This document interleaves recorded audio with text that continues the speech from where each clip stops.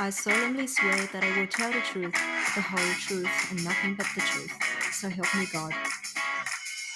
Hi everybody, Ron here from The Truth About Addiction. Welcome to another episode. It's always good to see a face that I know and see someone on the other side of the computer that I know his story, but you people won't know it, and a lot of people will. Mark is a friend of mine, has been for some 12 years now, and I call him Big Mark. But Mark, what's your story, brother? G'day, Ron. Thanks for having me on the show. Our pleasure, mate. Our pleasure. It's been really nice. First, I guess I'd just like to start off. I love what you call it, the truth about addiction. I think, that's something that eluded a lot of us for a long time, mate. Yeah. So it's good to, watch some of your podcasts and all that. I've been tuning in and watching The Felon. He's really cool. He gets some amazing people on there for a chat, and I just love his his humbleness, and that peaceful energy that he's got for a bloke that's had a pretty hectic life and running around with some crazy people and did a lot of crazy stuff. He's carrying the message, man, and doing a lot for people today, and I love that. I was on the phone to him today. Well, yeah, right. I'm going over to hang out with him in New Zealand in Awesome. January. Yeah, awesome. Yeah, he's invited me to come over and have a talk to. He does a lot of stuff with youths and that. Yeah. So he's invited me to come over, and he's got a 200 strong team now. That's unreal, hey? Yeah, people are all joining up now. He's going to take the government on, which is really cool. So yeah. Oh, awesome. About the detention centres and the way people are being treated and things like that. David's a really good human being. Yeah, absolutely. Not motivated by ego. He's not motivated by wealth. He's not motivated by any of that stuff. He's just a good human being. A lovely guy. Really, as you said, the humility is one of the most attractive parts of David. Absolutely. And a gentleman, mate. Yeah. No, that's what I found.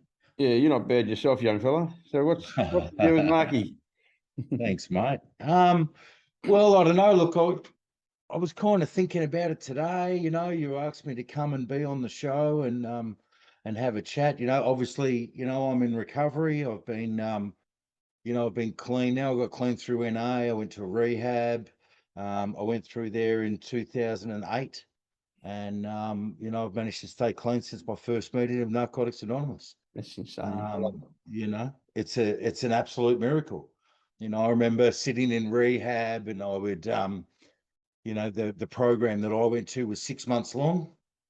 And during the time that I spent there, I saw a lot of people coming and going, and I saw a lot of people returning, people that had been there before, and going to the meetings every day. I would hear a lot of people make reference to previous recoveries that they had and how they were going to do things differently this time, and they would talk about what led them to relapse and all that sort of stuff. And I started thinking that, oh well, fuck, maybe I need to relapse in order to get recovery. And and I'm here to tell you that that you don't need to relapse in order to get recovery. That I'm certainly capable of reaching the same rock bottom that brought me into the rooms on my knees without even picking up a drink or a drug today. I've managed to achieve this many times in the last 14 years. What I've discovered, I guess, is I'm my own worst enemy. I always have been. I've always been a glutton for punishment. I'm not somebody who can learn from your mistakes. I need to make my own. And the reality of me making mistakes is I just keep putting my hand back in the fire. And I start to realize, it doesn't have to be this hard. And time for change. My sponsor says things to me all the time, like, you don't hate yourself anymore. And he would suggest to, to start loving myself and treating myself like I would treat him, or I'd treat others that I respect and that I value. So, anyway, going back to my story is that, look, I grew up, in a broken home. My parents got divorced when I was young. I don't know, look, it was funny. I was just talking to my mum about that the other day. It's funny, with kids and relationships and marriages and families. It's like when parents get divorced and there's a lot of volatility in the house and a lot of, I just remember those feelings as a kid, probably a lot of anxiety and not knowing when the old man was going to completely fly off the handle or mum's going to fucking blow up and, it's all going to turn into a screaming match and tears and all that sort of stuff. The end times of my parents' marriage dissolving. It didn't matter how much I was reassured that I was loved and, that it wasn't my fault and, that mum and dad still loved me wholeheartedly. I always just went back to that, that thinking, that internal dialogue that somehow it was my fault. I developed I guess I developed a bit of an inner story that I was no good and that I was the poison that was ruining these things in my life. And of course, I didn't even know how to talk about that when I was a kid. I didn't know what to do. I started looking for things outside of myself to change the way I feel. I found that in crime. I remember pinching some money. And then I pinched some money off my father, and then I helped him look for it. And I blamed this other kid that was in the neighbourhood, knowing full well that I had it. And I didn't even spend the money. I just got a thrill out of fucking taking it. Yeah. And then when we were looking for it, I fucking planted it near this kid, so he found it. And the kid found it and goes, "Oh, look, to my dad, look what I found." I kind of got this sense of relief, I guess, that somehow I was out of the shit and I was out of the spotlight and things would be all right for a little while. That looking for feel good, looking to change the way that I feel. Well, it just progressed, it progressed with alcohol and, drugs and violence and crime and women, they were always a great feel good, So yeah, I grew up in Frankston, back in the 80s and 90s and that. Frankston in Melbourne, it was a gang orientated place. It was a tough place to live. They used to call it, affectionately, they'd call it Broadmeadows by the beach. That's the way it was. It was full of crims and full of fucking hard nuts and people that were, I guess they were just blue collar sort of people, Yep. I do remember as a kid, I watched a thing recently. Netflix just brought out some special on Paul Denya, and I remember that prick when he kidnapped those girls and raped and killed them. This all happened like in my neighbourhood, and I remember that feeling. Like, I've got a sister that's 14 months older than I am. There's a little pathway that goes through in the pines in Frankston. And on this pathway, this is where this prick was stalking these women. He nabbed 2 women from there. And I remember, being fearful about my sister. I was younger than she was, but I wasn't letting her out of my fucking sight. We went to different schools because she was a lot smarter than I was. I got caught up easily and quickly with the wrong crowd and started, doing the wrong shit. And my sister went to, John Paul College. So it was like 5 Ks out of the way, but I would take my sister to school every day and I would be there. I would wag school and finish a class early in the afternoon. I'd ride my bike down and pick my sister up just to make sure that she was okay. And this went on for 3 or 4 months until they caught this prick. I don't know. I guess I'd always just kind of been that protector for my family, for my sister and for my mum. Like I said, I grew up in a household in Frankston where I was capable of being emotional and, I could cry watching Little House in the Prairie with my sister and my mum, and we could have heartfelt conversations. But I did kind of feel a bit henpecked as a kid. Like I had all this testosterone and stuff going on inside my body, and I didn't know how to express that, around women. So, and I probably got that, I think my mother was sort of a bit of a staunch sort of Irish woman. And she would instill those values in me of, well, you know, now your dad's gone, you're the man of the house, and it's up to you to protect us. And anything went bump in the night or anything like that, I was the first one up and out the front and fucking working out what's going on. You know, growing up in Frankston, there were lots of bumps in the nights. There were lots of pricks jumping the fence. There were lots of crazy shit going on. Some of my fucking Dero mates were trying to perv on my sister and, you know, do all sorts of crazy shit around the house. You know, I had a bloke, a jealous bloke, you know, I built a cubby house in my backyard. I had motorbikes and all that sort of stuff. And me and my mates used to knock around in the cubby house and take girls back there and smoke bongs and carry on. And this other bloke that grew up in the neighbourhood, he was jealous, and he decided to jump the fence and throw a petrol bomb through my back shed one night. And he you know, he blew fucking 2 lawnmowers and my motorbike, you know, 20 foot into the air, and burnt down half the backyard and the neighbours' fucking pool and all sorts of stuff. You know, this was the kind of environment that I grew up in. You know, I sort of, you know, not having my dad there in my life as a male authoritative figure, I kind of had to make up the rules as I went along. You know, I sort of developed early on that I could be one person at home, but the second that I opened the front door and I walked out onto the street, I had to become a different person. And that's the way that I was raised. I was raised like that as a kid. And, you know, the people that I started knocking around with and the stuff that we used to get up to, well, they weren't very nice people, you know. I used to look up to these men and I used to think that these guys, this is what a man was, you know, this is what strength was. I used to think that if you were quick to anger and you were quick to violence, if you had plenty of money and you had you know, it started off early, man. If you had a nice push bike and a nice pair of shoes, that was enough. You know, I thought you were a king and I wanted to be just like you, you know.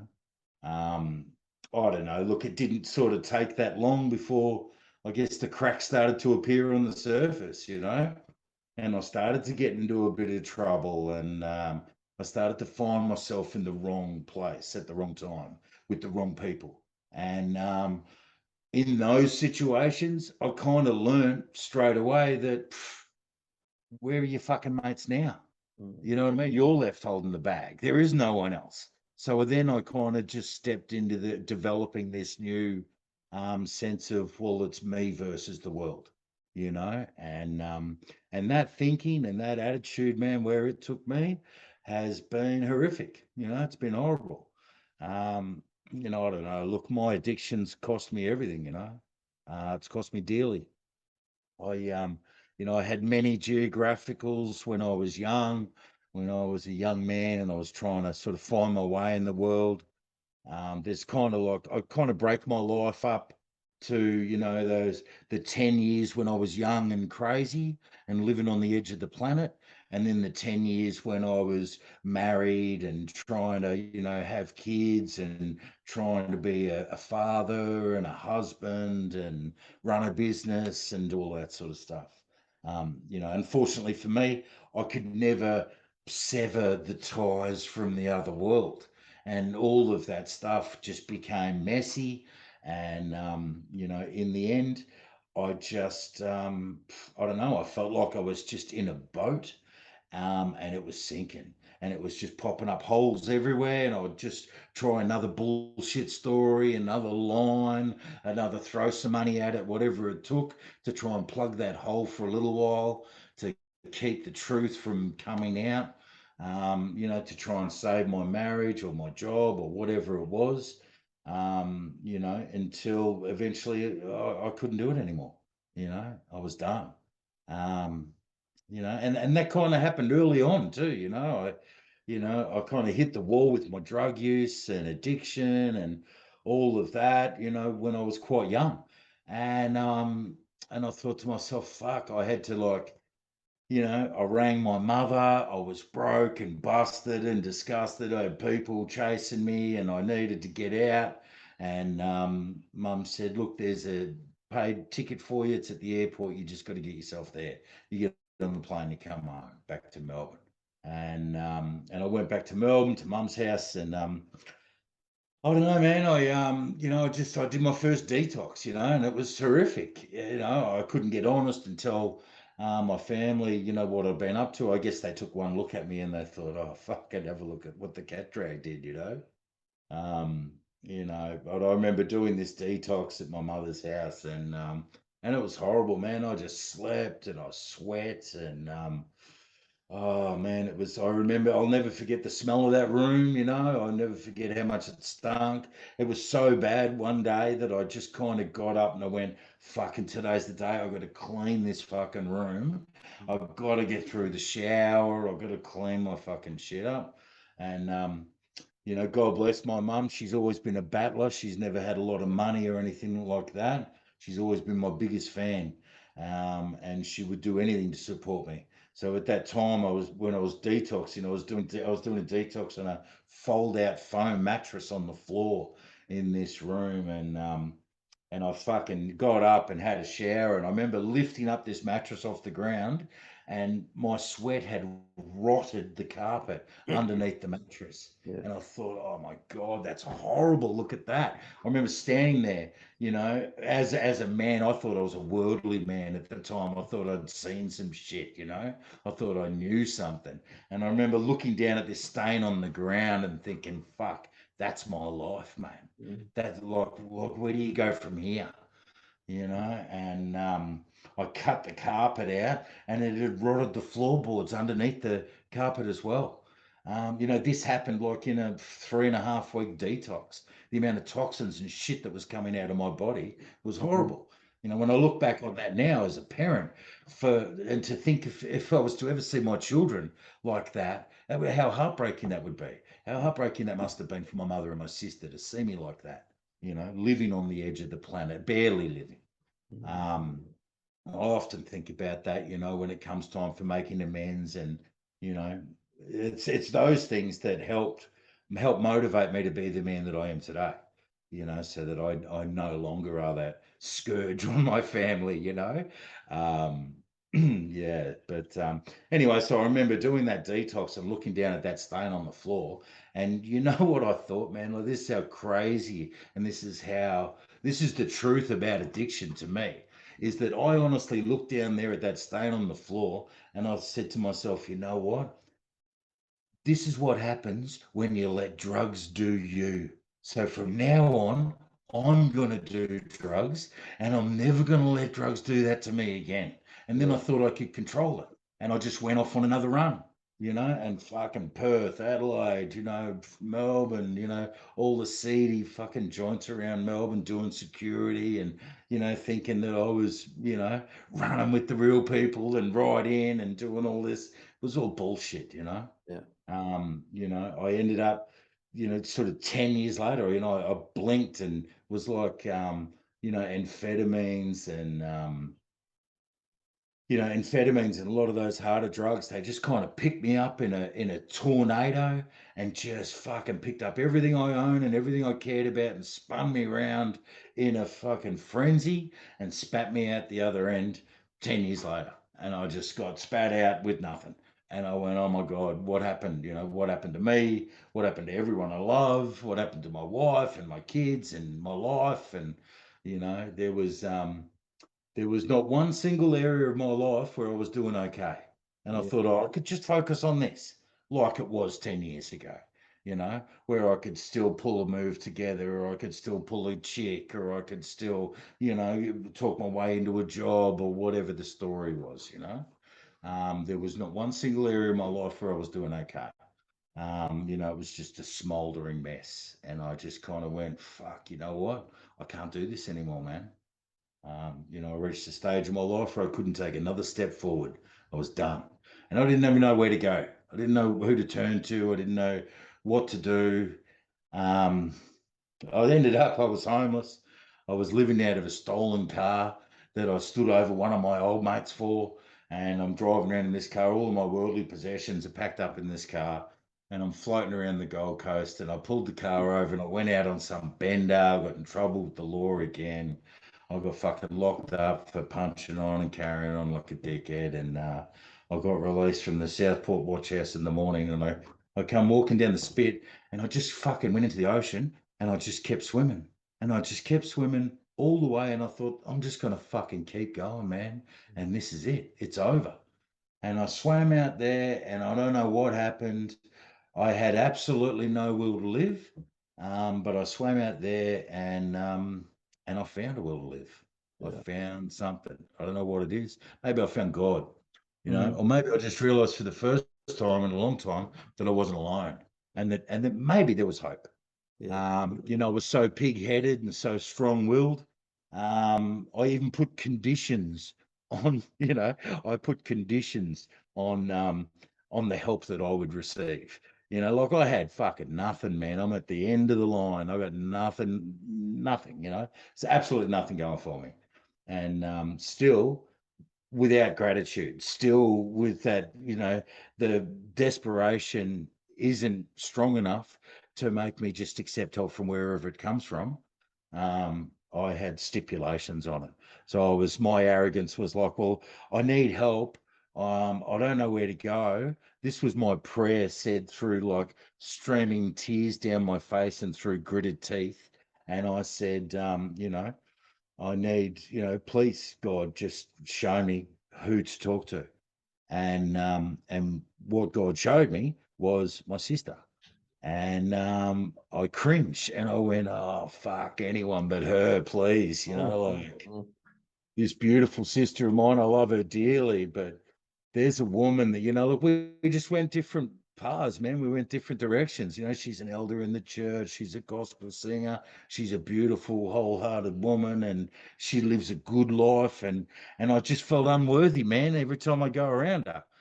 And she's a woman that could just look at me without even saying a word, and just made me feel like a complete piece of shit because I knew the truth. You know, I knew the truth about addiction and about what my life was. I knew what the scars on my arms meant. You know, I knew what the rings in my eyes, around my eyes, I knew what they were from. Um, I knew my bullshit stories as I was fucking saying them. And I guess she did too, you know. So you know, I don't know. Like I said, I was ready and I was willing, and I just picked up the phone. I reached out and I asked for help, and tell you what, for the first time in the relationship that I've had with my sister my whole life, she didn't judge me. She didn't make me feel like a piece of shit. Her heart shined through, and I guess she could see that maybe this is it. Maybe Mm. this is the one thing she'd been praying for her whole fucking life. You know, that maybe, just maybe, I could get clean. You know, maybe I could turn my life around. Maybe it's not too late, you know. She said, stay where you are, buddy. Where are you? I didn't even really know. She said, tell me what the street sign says. And she said, I want you to just stay there. And she sent her husband to come and get me. And she opened her home to me. I went to her house and we slept. You know, I slept for couple of days, and I remember just coming out into the lounge room in the morning one morning, and my sister was there at the kitchen table on the computer, and she just looked at me and said, what do you want to do, buddy? I said, I think I need to go to rehab. And I didn't even know anybody that ever been to rehab. Mm. You know, like I didn't know what rehab meant. I thought it was like my idea of rehab was like a Sandra Bullock movie. I just Mm. said, oh, you check in, you fucking smoke some hooter out the back and try and tamper one of the other chicks, and that's it, you're done. Yeah. You know, I had absolutely no idea. Nobody I ever used with or or knew ever got clean or ever spoke about, be it a recovery or rehab. I thought rehab was for people that, you know, come off motorbikes at 100 k's an hour and try to learn how to walk again. Yeah. This is what I thought rehab was. So I rang up rehab, and, you know, I guess I stopped running. You know, I stopped running from myself, and I fronted up and I went, okay, here I am. You got the right bloke. I fucking need help. What do I do? You know, and for the first time in my life, I was pretty teachable. You know, so I went to that rehab. I stayed. It was challenging, man. It was challenging being in rehab, you know. It was hard following direction and listening to fuckwits that you wouldn't even use with these fucking people. How are they going to help me? You know, and these dickheads, like, I don't know, man. I just thought, like I said, that arrogance and that pig-headedness and that, I still had a lot of that, and it was still just under the surface. It was still my way or the highway. This was my defense mechanism. These are the skill set that I honed over 25 years in active addiction. I spent that time, sharpening these tools that I had, because they fucking work. They kept people away from me. They get my needs met until eventually they stop working. So I don't know, man. I went to that rehab. The truth is, it saved my life. What the best thing that rehab ever did for me was that it took me to a Narcotics Anonymous meeting every day. And look, I've been a member of NA ever since. NA is an amazing place, man. Like, it's full of miracles, man. I see it every day, and I tell you what, it doesn't matter. You can move around. I've moved around a little bit in my recovery. I've gone back to the source. I've moved back to Melbourne, to where it all started. My addiction. I did meetings there in Frankston, in my hometown. When I made that move back to Melbourne, I was 7 years clean. And I moved back to Melbourne, and I went, righto, I'm going to do a meeting every day for the first 90 days, because that's what I learned. And I want to plant myself in the fellowship. I'm going to need a lot of support to be here in my hometown. And, and then I kind of thought, well, what do you do, man? I do what comes natural, I guess. I do what I've learned in recovery. And I planted a couple of meetings there, started a men's meeting. I was really missing that. That men's meeting's going really strong now. It's been going consistently now with, like 20, 25 blokes at it every week. It's been going for the last 6 years. Guys from Melbourne just came up for a weekend men's retreat that we just put on here in the Sunshine Coast. I met a lot of those guys in Melbourne. I sponsored a couple of them. I've had some amazing experiences being clean. I can't even really talk about my recovery without talking about my sponsor, man. This man, Ads, is my sponsor, and what he's done for me, I still can't even put it into words. I love him, man. I love him dearly. He's never given up on me. Yeah. Despite all my shortcomings, and despite me, my best efforts to fuck up my life consistently, Ads has never given up on me, man. And he continues to love me and support me and challenge me and confront me, on a daily basis. And that's something I'm really grateful for. The connection that I have with Ads is, it's out of this world, man. It's beautiful. It's a brotherhood. It's a camaraderie. We've grown up together, in the rooms, man. Like, Ads has just turned 22 years clean. I'm 14 years clean. He was a kid when I come into the rooms. I've watched him grow. I watched him fall in love. I watched him become a dad. I watched him get married. I've been there to support him and help him through his trials and tribulations as well. And what a beautiful gift that is, to be able to truly be a service, to truly be a friend is a gift. And of course, the things that mean a lot to Ads, well, they mean a lot to me. And that's where you come into it, Ronnie. I know how much Ads loves you, man. I know what an impact you've had on his life, helping him get clean. Just creating a space for him when he was in early recovery to know that it's okay. That it's okay just to be who you are. You don't have to be the fucking Dalai Lama. You don't have to pretend, that you're some recovering guru and, you've got an answer for everything and you're trying to save the world. And, I remember, I've heard Ads say it several times, just by hanging around with you and jet skiing and having fun and talking shit and, like just having that connection, just being men, just being people, just, all of a sudden it just created a space. And I think that when that was happening for Ads, when he was experiencing that, you were as clean as I am now. You know, you were like 14 years, 15, yeah. 15 years clean. Yeah, 16, It's like, 15, yeah. fuck, you know, I meet newcomers now and I try to emulate that, you know, and I try to tap into the source of something really beautiful, you know, something that here 22 years later is still alive and well. And I listen to ads and how he speaks of you and how emotional he gets, the connection that he has with you and your wife and your Yeah. kids, you know, like, and all of your kids, man, like, you know, you've been a lot to him, and I love that. You know, life's, there's some fucking crazy ups and downs to it, you know. I Yeah. heard a lot about you, Uncle Ronnie, you know, before we met. And I Yeah. came into you know, into prison, and that's where we met.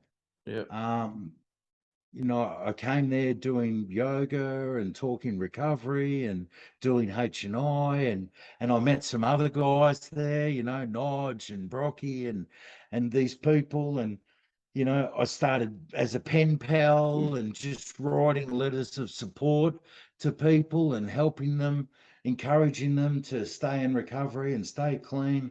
You know, kids, they were like Brocky. Yeah. And then to see Brocky get out and have the life that he has today, it's a beautiful gift, you know, beautiful gift. You know, when I think about all of this stuff in recovery, man, like, I don't know, like, I still get lost for words.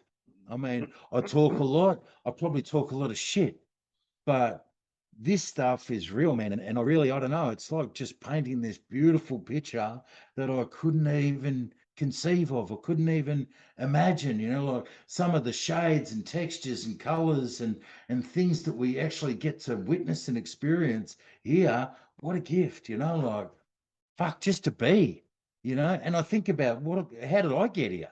How do I deserve this?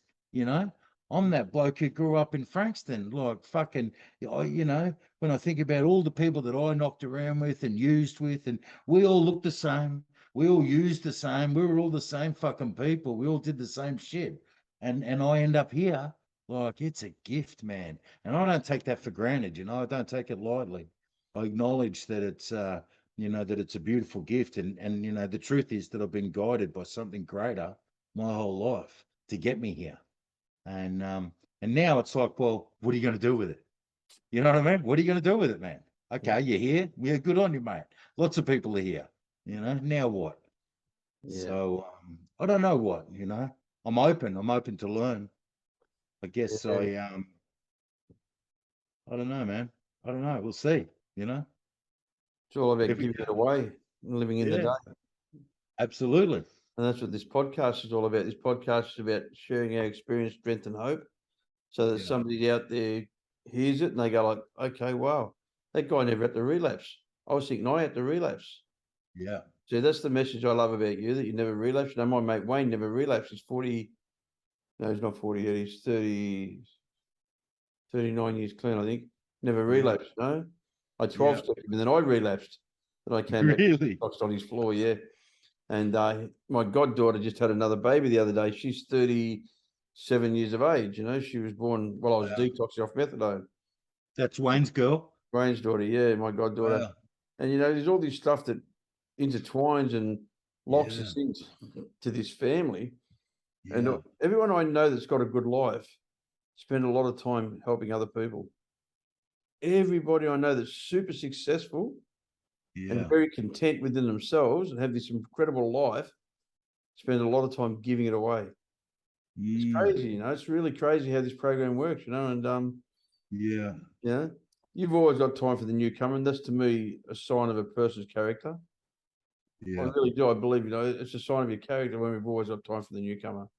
You know, if someone's struggling, mate, I'll always go and listen. Sometimes I'm thinking, oh, shut the fuck up, just do it. But, you know, I sit there and I listen to it, you know, and I go, yeah, okay, it'll get better. And then you see, they look at you like, well, look at I like when they say, one more person says that to me, I'm going to choke them. No, you're not. That's right. No, you're not. No, you're not. No, you don't, mate. You're not going to choke me. Trust me. No. And That's and, right. and it will get better if you don't pick up one day at a time, you know. But the reality is, you know, you touched on a couple of things that trigger stuff in me. The reason we're here is because there is something greater than ourselves. that's restored us to sanity to make these same decisions we make on a daily basis today. And when we were insane, we had a momentary lapse of reason. The higher power got to us. Yours was in the water. Mine was a dream. Yeah. But there is a point in my that I know in my last relapse when I stopped and said, enough's enough. Suit up, man up, front up, get the fuck out of this bullshit. Yeah. How sick I'm going to be getting through this withdrawal, I'm going to get better. If I keep using, I'm going to get worse. And that was a momentary lapse of reason, a momentary lapse of clarity that I still remember it like yesterday. It was 37 and a half years ago. I remember it like yesterday. I still remember it, and I still get goosebumps when I think about that dream, you know? And, you know, my whole life today is because I chose to not pick up a drug one day at a time. Yeah. And to join a program, a 12-step program, which said that the only requirement for membership was the desire to stop using. And I had that desire, but I also needed to have the desperation to do the work. Yeah. You know, I remember in early recovery, I hitchhiked to meetings every day, so I didn't have a car. Yeah. No money, I had no clothes. And coming off 120 ml a day, it's a long withdrawal. You withdraw for a long time. Imagine. What I had was a therapeutic value of one anti topping another. I had Wayne, he was working in town, so I'd hitchhike into town, do the daytime lunch meeting. Wayne work, we'd meet up, we'd go and have a $6 spaghetti because that's all we had money for. And he'd drive me home, and I'd probably stay awake all night rolling around. You know, I was thinking about that sweat thing, you know, that I remember in prison fucking my first heroin withdrawal, you know, because I'm a heroin addict. My first withdrawal in prison, all my withdrawals were in prison.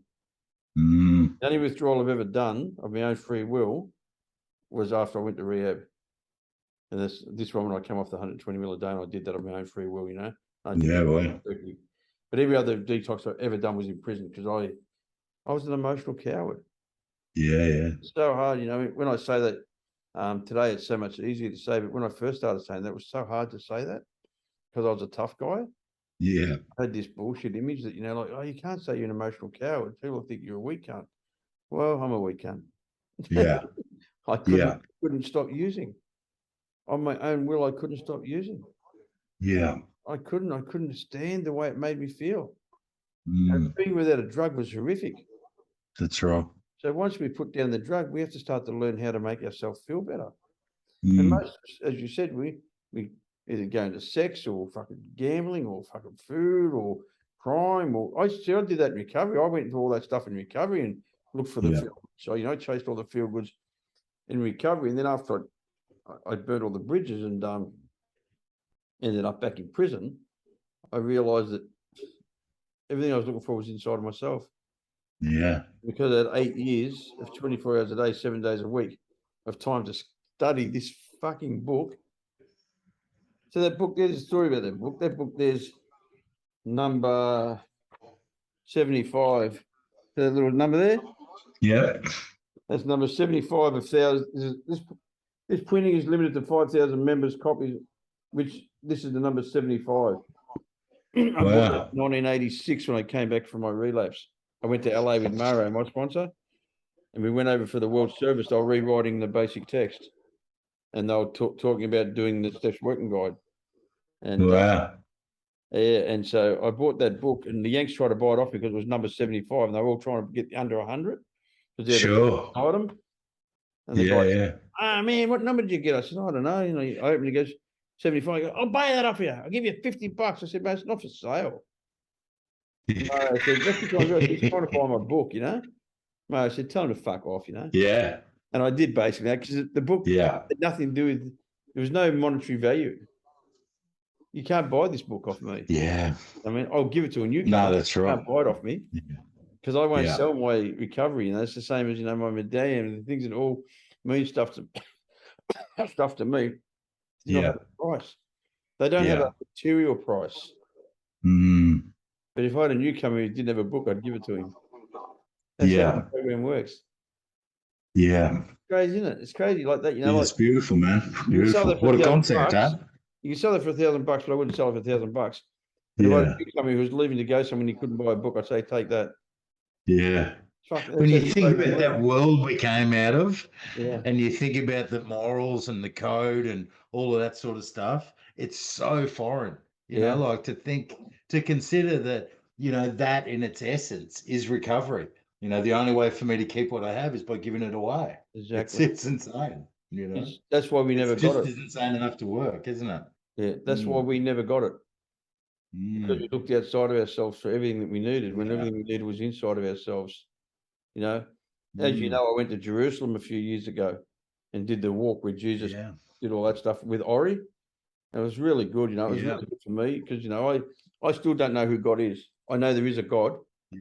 and I don't care anymore. I've lost the need to name him or to prove his Sure. existence. I just know, it Yeah. works. I just know it works. I feel it. Yeah. I breathe it. And I know when I'm not doing God's will, I feel that too. Mm. And I remember walking Absolutely. through where Jesus walked, and we paid a guard. I'm still a crook, I paid the guard to get him to right where he was actually crucified because it was Yeah. locked. We said, give you some money. I already spoke to him in Hebrew. Can we go Yeah. and stand exactly where he was crucified? And he said, "Oh, I'm not supposed to." We give him a sling, I give him some US dollars, so he let us go and stand right there. I just remember standing there and just feeling this incredible amount of energy. And I start to Wow. realize the energy that I feel in NA meetings, at conventions, is a very similar energy Wow. that I felt in the holiest city in the world. Mm. The holiest city in the whole world, Mm. Bethlehem, Jerusalem, right there, is the same feeling I can get from that men's group or an NA convention. So Yeah. Yeah. the energy that I was always looking for was always inside of me. I just had Mm. to learn how to tap into it, Yeah. And I do That's believe right. that there is a loving God as he may express himself, or higher power. Absolutely. You talked about Ad, I love my sponsor. I absolutely love him. Yeah. Sometimes I've hated him. Sometimes I've wanted to sack him. We've had arguments and things like that where he doesn't live up to my expectations. He's never let me down. He's never ever once let me down, but he's let me down so many times, Yeah. I've let him down a million times, but fucking how dare you not do what I want, Yeah. He's coming up for the convention Mm. weekend. He's coming up to stay at my place for the weekend. So I'm really excited about that. He rang Awesome. and he goes, it's been 2 years since we hung out. And I said, yeah, well, you better brought your fourth step with you. So, Don't worry, you've already done it. yeah, I've done it for him. Yeah, That's right. just sign it and tick it and date it. Yeah, Exactly. yeah. No, mate, we are blessed. We are blessed. We are incredibly blessed and lucky. I don't like the word lucky because you make your own luck. You make your own luck by making the same decision in the morning not to pick up. Mm. Make your own luck by choosing to go and work for yourself instead of working for somebody else and not living up to their expectations and losing that job. Yeah. I say to people, look, even people I employ, over the years, I've said to them, listen, while you're working for me, you're never going to have nothing. Why don't you open your company? I'll even lend you money to start your own company. People that work for me, they go, why do you do that? I said, because I know that you can never make money working for someone else. It's true, man. Yeah. You can't do it. You've got to be able to work for yourself. You've got to be self-employed. You've got to be self-motivated. You've got to be, Yeah. Because if I don't do all those things for myself, I'll be self-administered. Some people just don't have that in them, Yeah. People are just followers. I found that, in business, some people, they just don't have that confidence or that drive, to back themselves 100%. They're always kind of second guessing themselves a bit as tradesmen, we both know a couple of people like that. Yeah. And I think that, I don't know, whereas me, I've been working for myself as soon as I got my trade under my belt. I soon realized it's like, hang on. I mean, it's not, money was a motivator, sure. But, I always found it hard to suffer fools talking shit, telling you this is the way it's got to be done. And it's bullshit, Yeah. Yep. 100%. I've always just believed, I'd rather make the wrong decision than make no decision. Yeah. Because if I make the wrong decision, at least I can change it. If I make no decision, I'm always in indecision. Yeah. And indecision is the killer of peace. Yeah. I find indecision a really horrible thing. It just kills your peace. It takes away your peace. Mm. Will I, won't I, will I, won't I should have, no, I can't. Oh, just fucking Yeah. do it. If it's Just wrong, pull the change trigger. it. Yeah, I'm the same. Yeah, Yeah, yeah, I'm the just same. do it. If it's wrong, change it. You know, like it's not a big deal. Yeah.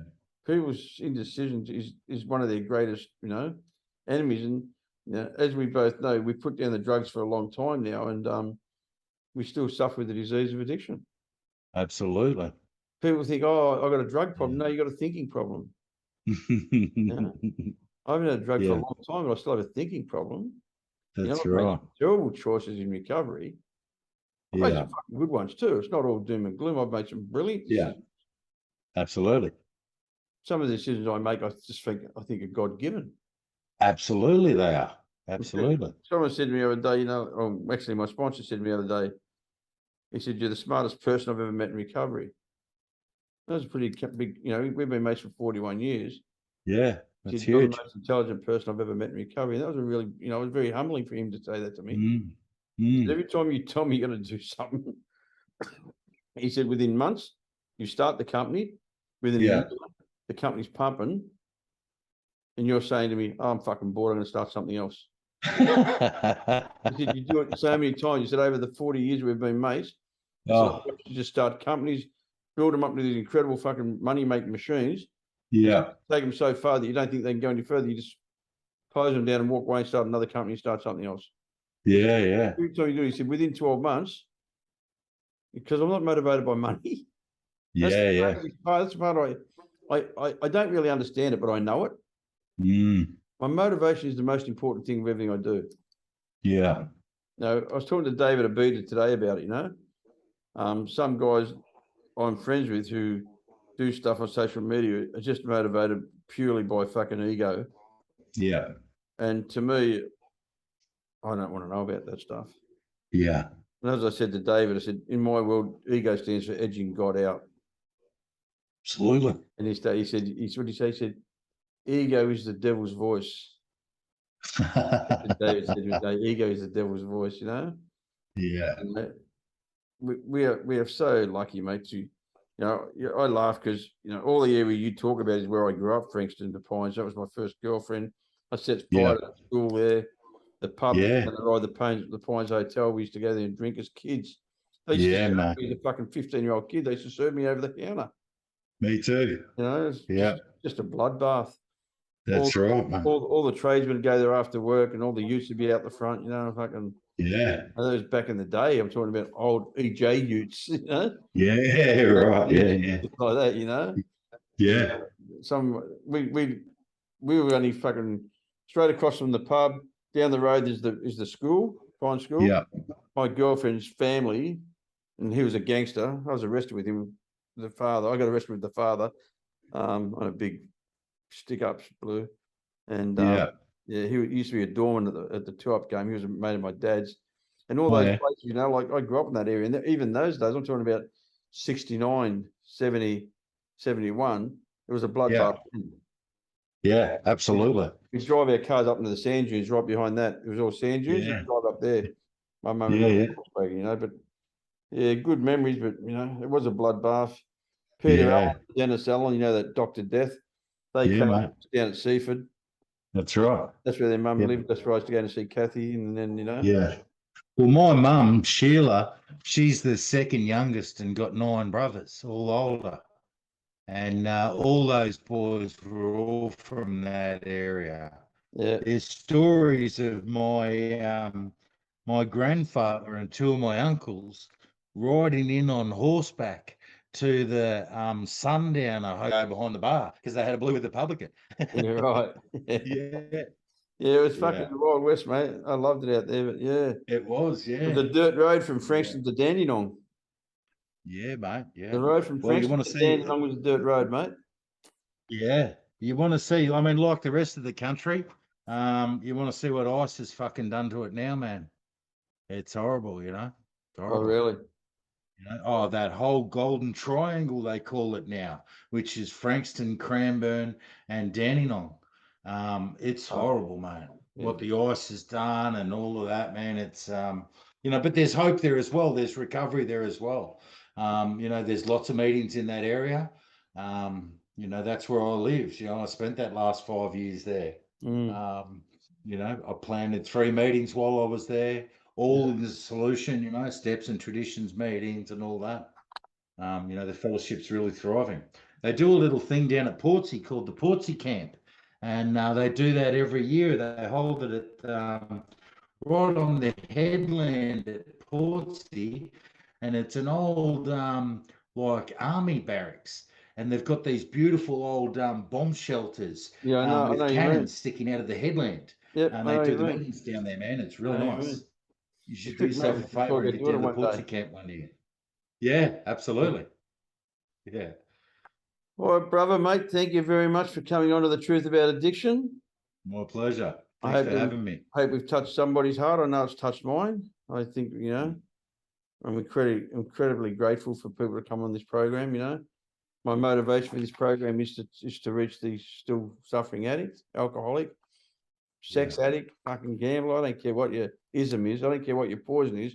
The treatment's the same. That's right. Find a 12-step program, find a loving God as you understand him, find yourself a mentor or a sponsor, whatever you want to call them.